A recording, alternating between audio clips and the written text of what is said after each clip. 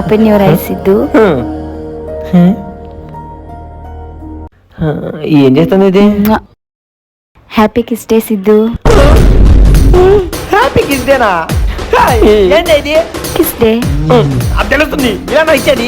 నీకు చెప్పిన kiss day అని, సో లాజికల్లీ ఇక్కడ ఇచ్చిన నీకు, అంతే అయిపోయింది.